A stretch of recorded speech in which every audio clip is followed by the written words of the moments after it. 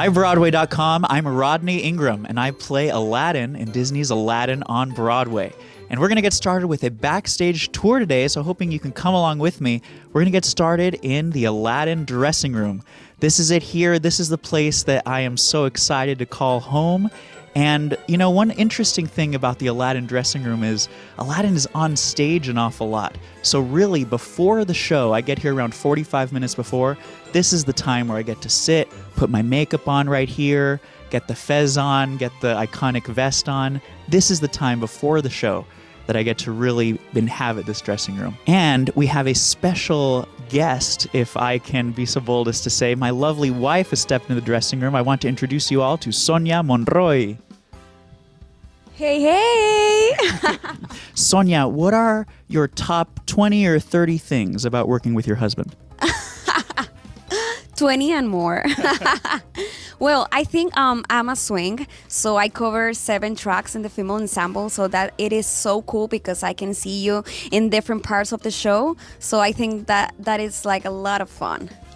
Absolutely. What's really special is that I never know where I'm going to see my wife in the show. Sometimes, obviously, it's one part in the marketplace. One time she's an attendant for Jasmine. So it's always those special moments that we get to lock eyes and connect with each other. Sometimes I get to flirt with my wife on stage, and that's very special too.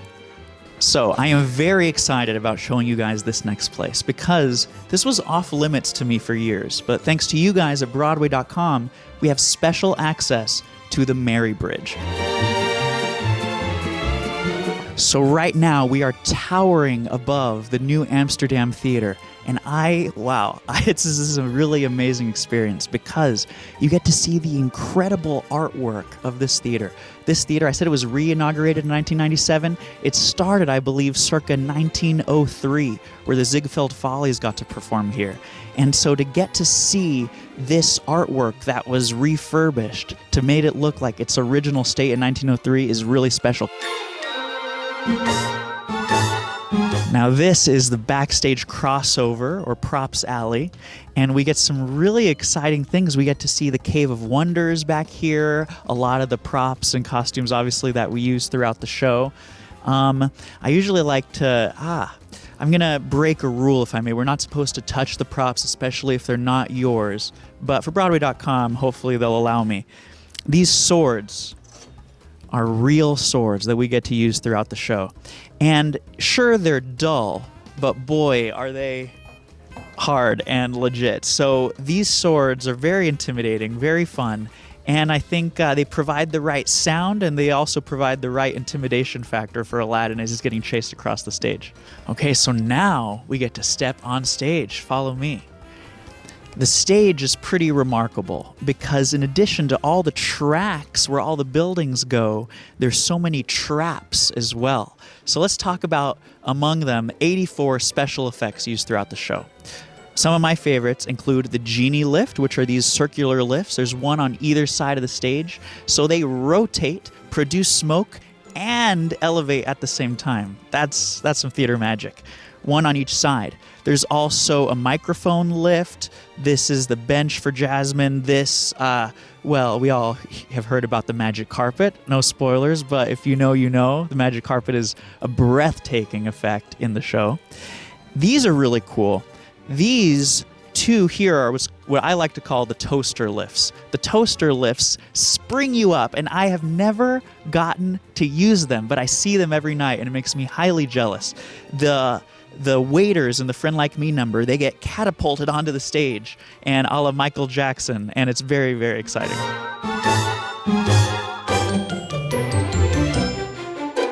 And look who we found here. This is our extraordinary production stage manager at Aladdin, who I've had the privilege of knowing since 2015 when I joined the show. This is Alexis Shorter. Say hi to Broadway.com, Alexis. Hi, Broadway.com. Now, Alexis, tell us a little bit about what it is that when you call the show, what do you look for? What do you, what's so interesting? I find this really fascinating when you call the show. What are cues that you're looking for and thinking about?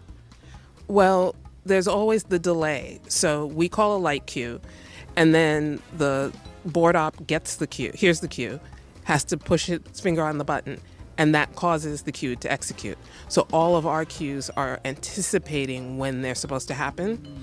And so one of the interesting things is when there's more than one person who runs the board, because some people will have a really fast reflex trigger finger and some people will have a slower reflex, and we will try to adjust our call to that as we discover it. And another thing is when things happening on stage, if something happens and it goes wrong, and that's what we base a cue off of, we have to know when we should keep going with light cues so that the show can continue while they're fixing whatever went wrong, versus when we have to stop. That is really something special. You think it's like, okay, you've done the show before. What are we on? 4,000 some odd shows. 4,300 shows. 4,322 shows so far. You think you know what's going to happen. You think you know how it's going to be. But the stage managers, they have to be always at the ready for the myriad of things. So many cues. Do you know how many cues approximately there are in the show? There are approximately 550 light cues. I'm not sure about the rest. There are 56 light cues in Friend Like Me Alone, and there are 29 other cues. So that's either automation, pyro, like the mic pop-up, things like that. So let's check out some of the 337 costumes that we have in Aladdin. Right this way. And look who we have here. Dresser extraordinaire, happens to be my dresser as well. Kayla Boone. Kayla, say hi to Broadway.com. Hi, oh my gosh. This is so exciting. Tell us a little bit about being a dresser on Broadway. That's a fascinating thing. What is that experience like, and what's it like for you?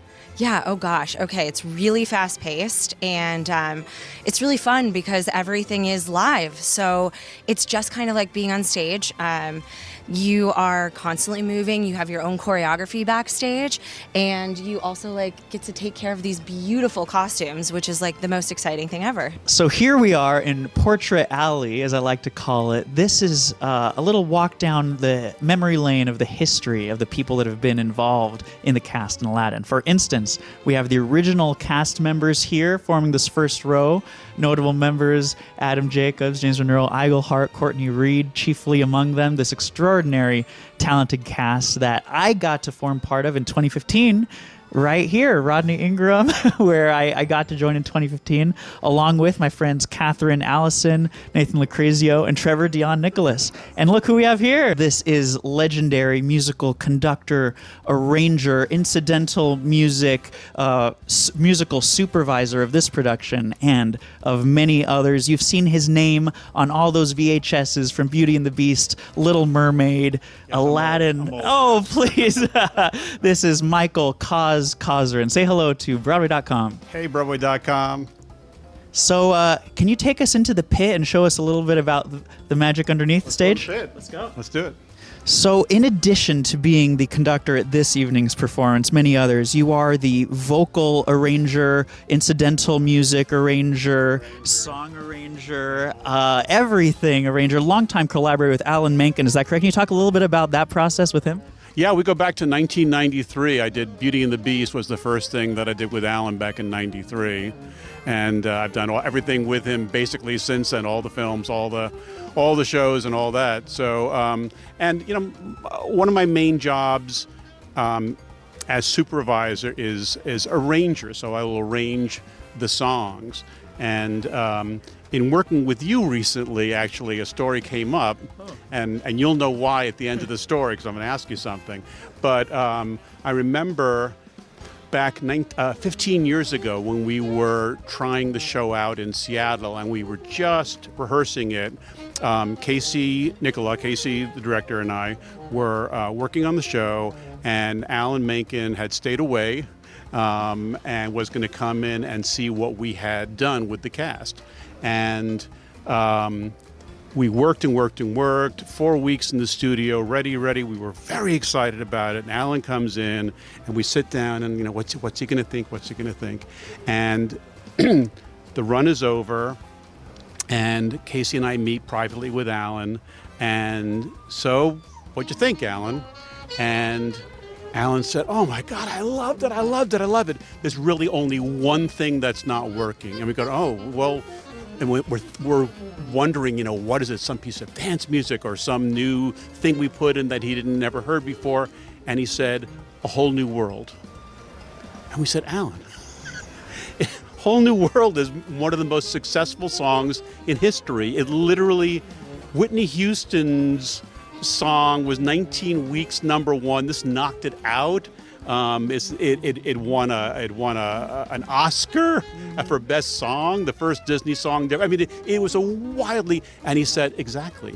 He said, "I am hearing, when you get to that song, I am hearing a hit song.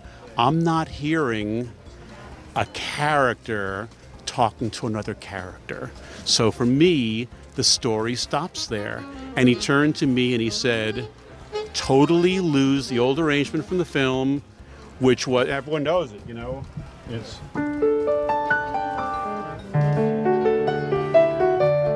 So that says, So that's the arrangement in the film. And that's what we had been doing. And so he turned to me and he said, "I want you to totally rearrange it." And so I just kind of holed myself up into a room and I kind of thought about what we were seeing. We're seeing these beautiful points of light of these stars. And I just came up with,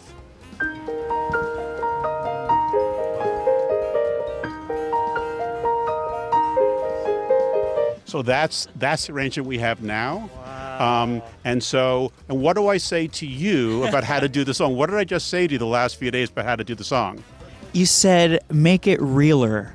Talk to Jasmine. Ask her the questions genuinely, and don't sing it. Don't croon it. Don't croon it. Don't sing it. It's not a song. It's a scene. Princess, when's the last time you used your heart instead of your head? Make it a real question.